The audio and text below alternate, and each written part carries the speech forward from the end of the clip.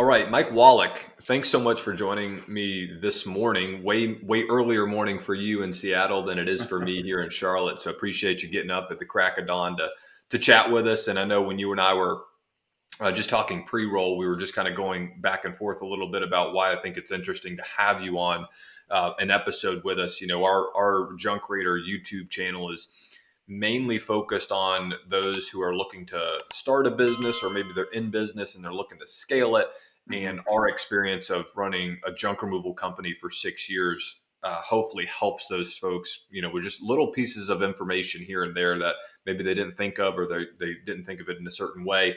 And so we bring guests on all the time, you know, that are in business ownership, that are workers of businesses and such, that can come on as guests and talk to us about their experience and help that audience. Yeah. But what I think is interesting, Mike, with your background is, you know, you and I have connected on TikTok, which is a massive platform these days, making headways all over the world with all different types of stuff. I know Hmm. what your channel is mainly focused on is parenting, and kind of changing the narrative around, you know, how new parents like me, I've got two young kids, can maybe approach parenting differently than our parents did. And so what I think is interesting, Mike, is obviously you've built up a following on TikTok. And so this is becoming somewhat of a business, if you want to look at it through that lens for you. And so I think that'll be beneficial. But, you know, just in brand building and everything that you're doing there in your local community with kids and parents, like, to me, all this stuff is intertwined, whether you're building a business or raising a family. So it's interesting to have you on, Mike. So without further ado, I'll pass it over to you to do an intro for yourself as well, so I don't butcher it. Yeah, no problem. Yeah, my name is Mike. I'm from the Seattle area. I have four young kids. I'm a behavior analyst, so kind of means it means two things. I work with really challenging behaviors, kids with behaviors that are more complex.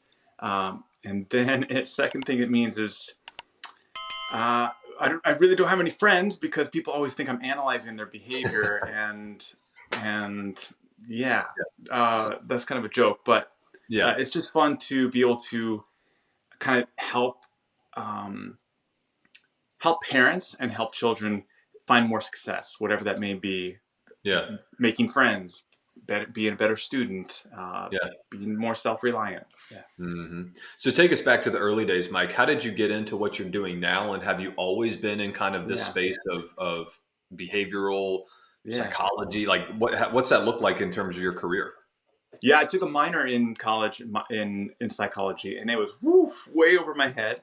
Uh, but I got my master's in education, and I became a teacher for a number of years, taught third grade, and I loved it. I worked on Yeah. a Native American reservation in Arizona, and it was such an amazing experience. But then I kind of got recruited into the field of ABA, or Applied Behavior Analysis, which Yeah. right now typically works with children with autism. So I worked in Okay. that field for close to 10 years. And in that time, I went back to school to further my credentials, and became a BCBA, a Board Certified Behavior Analyst. Okay. Owned my own business here locally for a number of years, 7-ish years. But now I work full time for our local school district as a BCBA.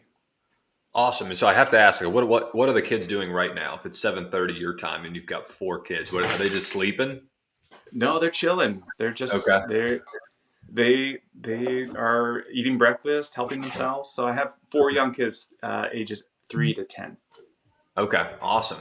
That's amazing, and it's cool to know, because I mentioned I've got two young ones of myself, and so your content obviously has been helpful for me just in my personal life. But you know, as I'm coming up as a young parent, I'm seeing kind of how parenting is very much similar to just anything that you do in life, around professional careers. Even if it's just that you're an employee, a W-2 worker, like how do you approach your role and what you're doing for a company and manage everything? Or, of course, if you're at the top and you're C-suite, or you're the actual owner of the business, Mhm. managing a team and managing a family is very, very similar. So I think it's super, super helpful. I'm curious, Sure. how did TikTok get started for you? Like, how did you first learn about the platform, and then what drew you to just like start posting on there? Yeah. Yeah. TikTok was so foreign to me, and as working for the school district, I had the whole summer off. So for us here, it's June June, July, and August. Yeah. And so I was just hanging out with my kids all summer long. And these ideas have always been in my head of like, how do I get this information out there? I feel like this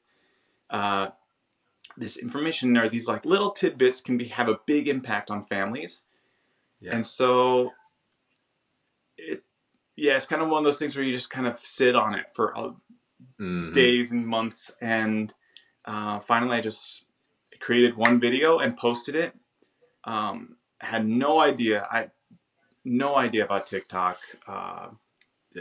And it was dead silence, actually. No one watched it. There was like 2 people. Yeah. So, I feel it. But the idea was to just, hey, I'm just going to keep putting things out there and see if it resonates with other families and other parents. Yeah, I'm definitely in that boat because I started, just selfishly for our business, we decided to franchise it. So we're looking to attract other folks in cities around the country that are interested in starting a business, but not doing it on their own and buying into more of a franchise model. And so we started, obviously podcasting like we're like what we're doing here. But my biggest thing is like, if I put myself in the shoes of the potential candidates that will potentially buy into Junk Reader, what do they want? And for me, I want to see somebody. I want to see you, Mike, online, and I want to do a bunch of research myself without having to talk to anybody, right? I think that's the world we live in until we get to a place where like, okay, it makes sense for me to submit a contact form or reach out to this company. But like, if you're not as an individual or as a business, just putting content out across whatever mediums you want, TikTok, your website, YouTube, you're kind of ancient and foreign to most folks because they can't hear you, they can't see you. And so what I think these platforms have allowed is just more familiarity with people without having to like pick up the phone and set up a call, set up a meet and greet, go get a coffee. And so it's just, for me, TikTok, we could go down rabbit holes with TikTok and I mean, when I first got on the platform, candidly, it was foreign to me. And I'm like kind of the millennial generation. Like I understood Instagram at the early days. I understood Facebook in the early days. And like, these are very, natural platforms, I guess, for me to understand. But TikTok was foreign. Like I could click the button and record a video and click end and then post it. Like I got it. But like all the options with editing, video, music and all this stuff. So I guess getting outside of the TikTok space, but more so about what you do tactically day to day. For me, outside looking in and consuming so much of your content, it seems like you're much more in the crowd of like, hey, let's look at parenting different than we have in the past. And some folks may call it gentle parenting. Some folks may call it something else. But like, talk to us about kind of what your mindset and ideology is around parenting in general today, and kind of what your channel aims to get across to the viewers that potentially follow you. Yeah, I'm not really sure. I honestly, I'm not very educated in the world of parenting. Like, I honestly don't know what conscious parenting is. Okay. I don't know what attachment parenting is. I couldn't tell you. So I'm not trying to change any of these other philosophies. I'm just trying to give little tidbits that will be added to what you're doing, that will make whatever you're doing more effective and more positive, and will build a healthier relationship with your kid. That's it. And so I know I post content like, there's really common phrases that we use as parents that are like across the country. People use the same phrases over and over and over and over, and they're crap. Like, they don't work. And it builds resentment in your kids. So for instance, like this one, like 1, 2, right? Like, what's the point of that? Like, who would you talk to a friend that way? Would you talk to an adult that way? No, like, but we use that with kids because we feel like that's the only way they will listen. So what I do is like, actually, there's much more effective ways, much more positive ways that your kid will listen. Your kid won't even need you to tell them what to do. They'll just do it.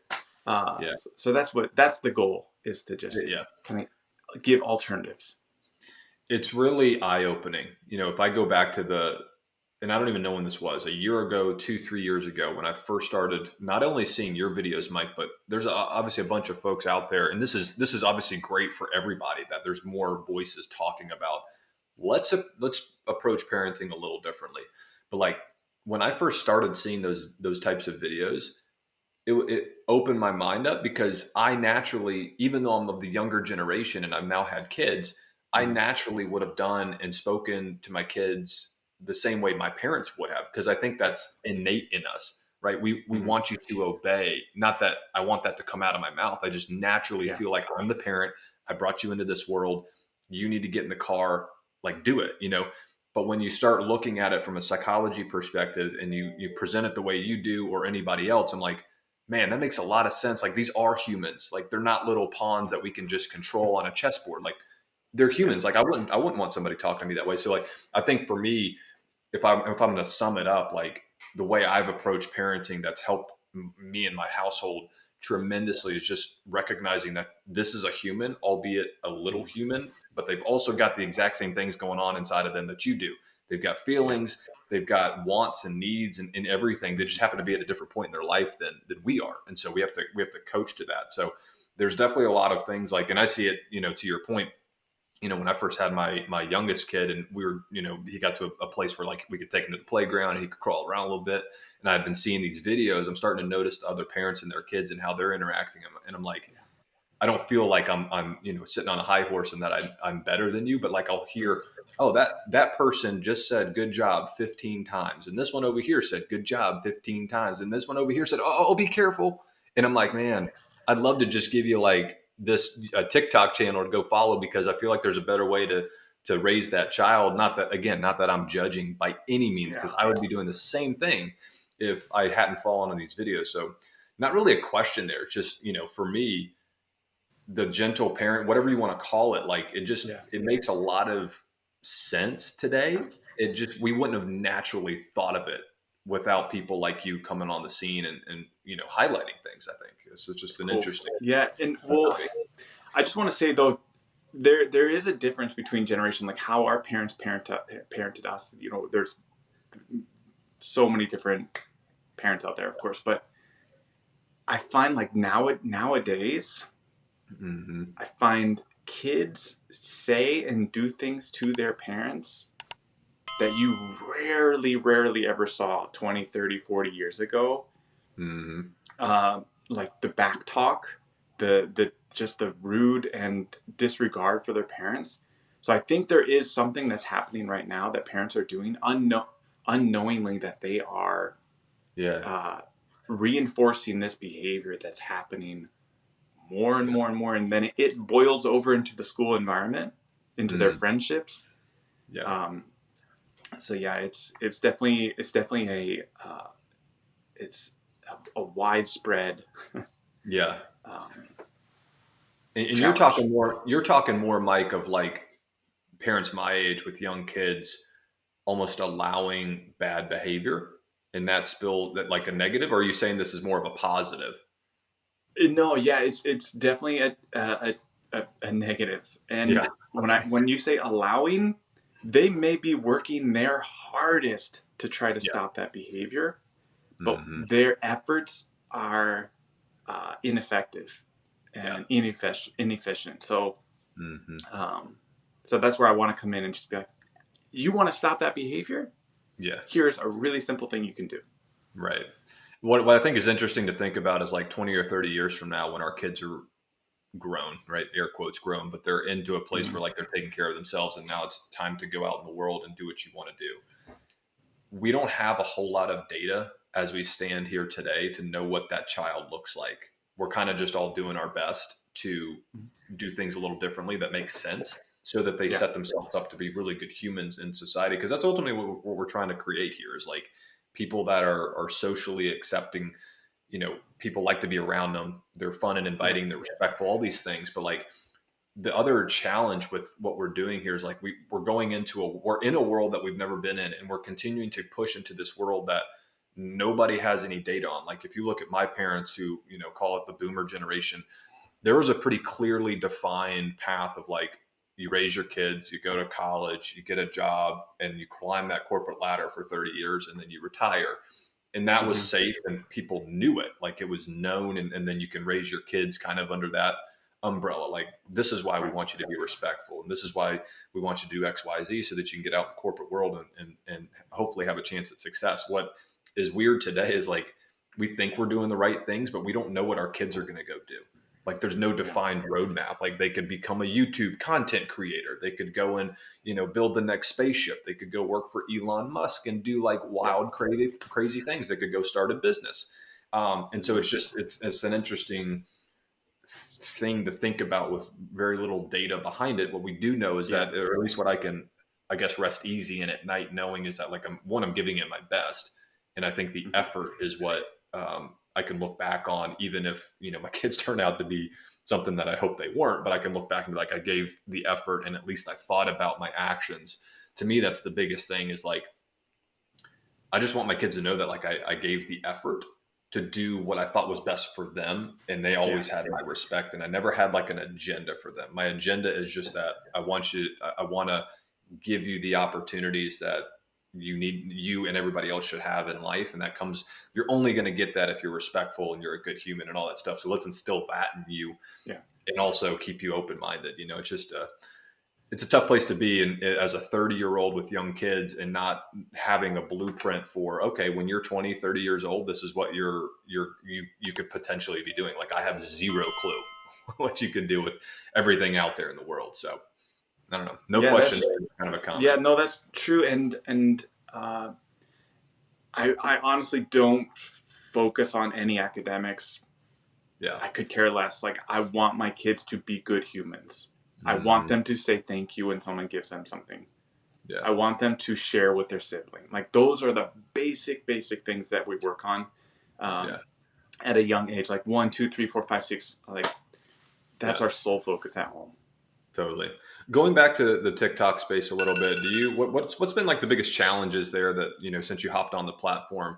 I could guess, right? As you build up a following and people start taking notice to your videos, you're obviously going to have people jumping in comments and saying negative things about what your ideas are, what your video was, or, hey, you got, food on your lip, whatever. But like, what is that for you in the TikTok world? Because social media is a completely different beast than real life. It's a completely different world that we all live in.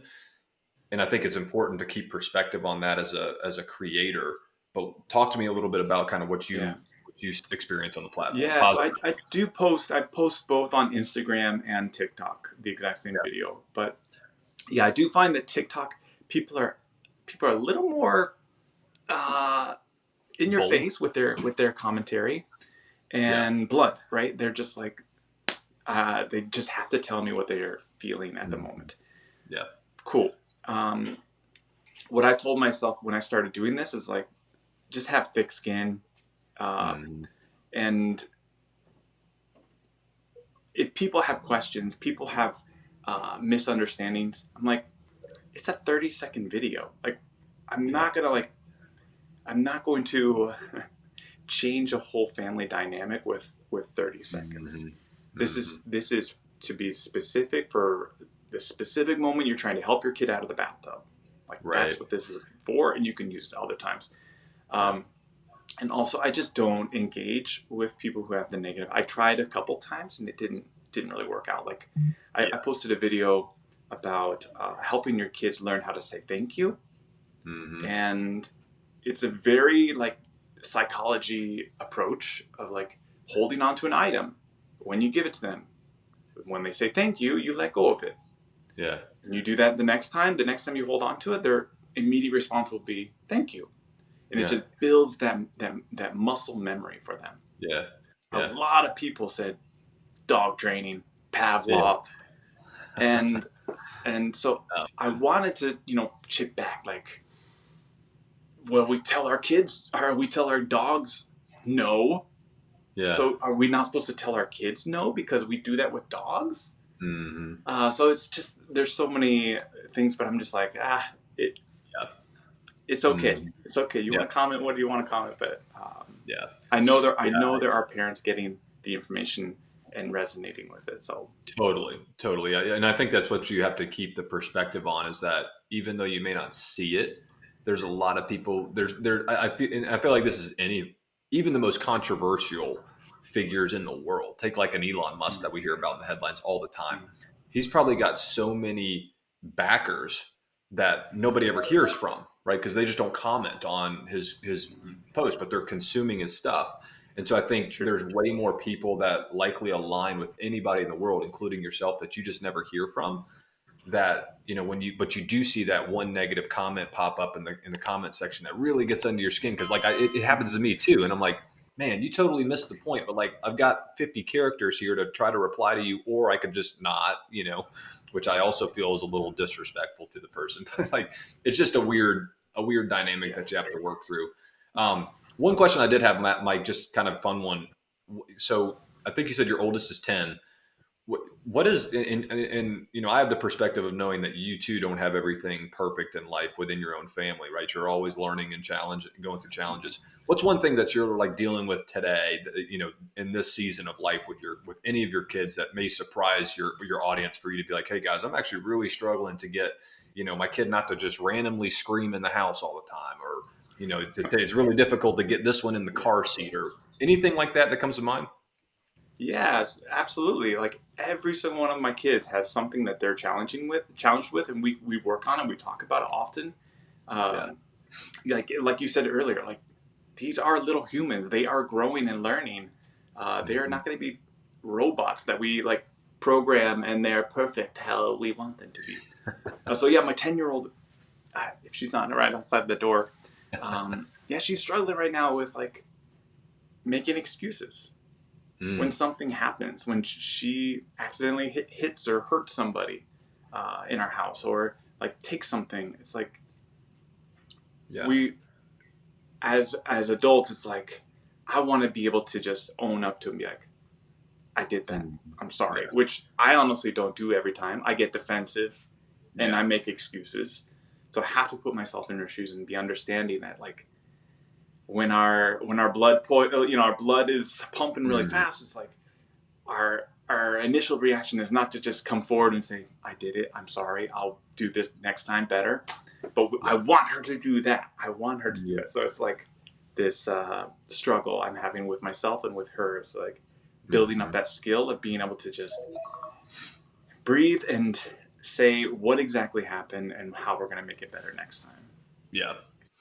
Yeah. And we'll wrap it up here, Mike. But like, I think as Yeah. a general comment for me, I think folks like you and other figures, like I said, that it doesn't have to be on social media; it could be anywhere. But like, I feel like you guys are very much needed in our world today, because I can confidently say, 3 years ago, before I had kids, um, I didn't, I didn't have a clue what parenting really was. Like most things in life, you don't really know until you do it, or you have something and it's Mm-hmm. yours, and now you get to experience.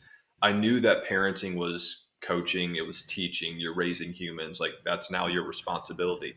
But like until you get in it, it's a different thing. And for me, that whole psychology shift of like, one, that like I don't own my time anymore. My kids own my time, right? They're pulling on my leg. They want to be held. Yeah. Got it. Like great stuff. That's a change in and of itself, as for an adult who, for 33 years, 31 years at the time, was going through life, and I could do what I want. Yeah. Go get food when I want. Go to the office, whatever.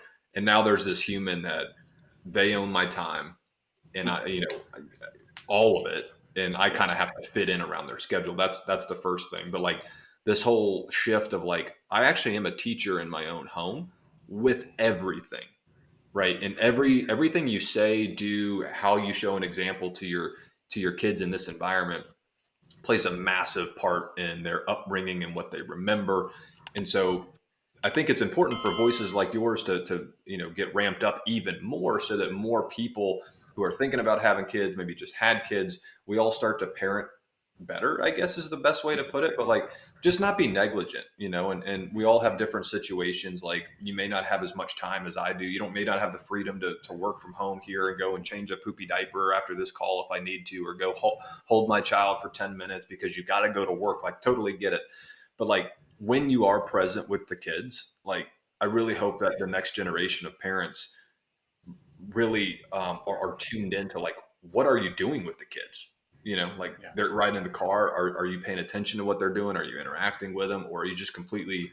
withdrawn from the situation, because I think that, and whatever it is that you choose, like whatever your parenting style is or what your beliefs are, as long as you're present and involved in what they're doing, I think that's the most important thing. So for me, that's kind of how I would sum it up. But over to you if you've got any thoughts there before we. Yeah, I think you're spot on. It's like this behavior scale, I call it.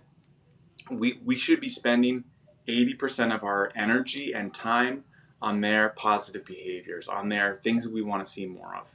So that's where we're putting our energy, our time. That's what we're showing we value from our kids. Yeah. And 20% of the time, we have to help correct them. We have to help them with alternatives. We have to help them solve a situation. Mm-hmm. When you find as a parent, it's like more 50-50. It's like 50-50 percentage of a positive and kind of that negative interaction. Yeah. Man, that it's draining. Yeah. For the adult and for the kid. Totally. And I mean, there's a lot of parents out there that the percentage is even worse than 50-50. Yeah.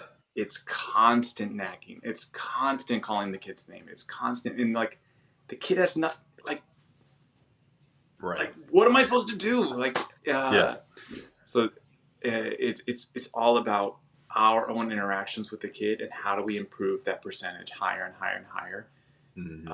So that when we do need to correct them, when we do need to like come down on them, it's not like this life-altering thing. It's we move on because now they know what to expect. They know 80% of the time we're good and cool and happy to show them attention. Well, I can say one of the biggest takeaways in the last 2 to 3 years of my learning is learning the concept of regulating myself. Mm-hmm. And I can tell just by talking to you today, but also all your videos, that you're a pretty well-regulated human. So I envy your children because they're growing up in a home, at least with a father. I obviously don't know your wife, but like at least the father is incredibly regulated, which I think is one of the most important things. As you talk about different ways of parenting. So with that, Mike, what if you want folks to find you? What's the best way for them to reach out? You prefer to get them on TikTok, Instagram?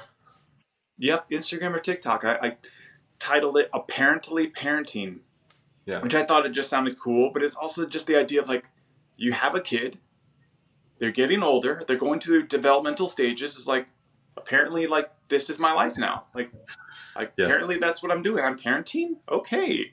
So I want to give parents a little more purpose behind their actions and their interactions with their kids. Awesome. Yeah, we'll be sure to link your socials here and folks can find you. But Mike, thanks so much for joining us. Again, I appreciate you waking up so early and getting after it with me here, even when it's dark out. So thank you again. I'll let you get back to your day. Yeah. All right. Take care. Have a good day. All right. Thanks, Mike.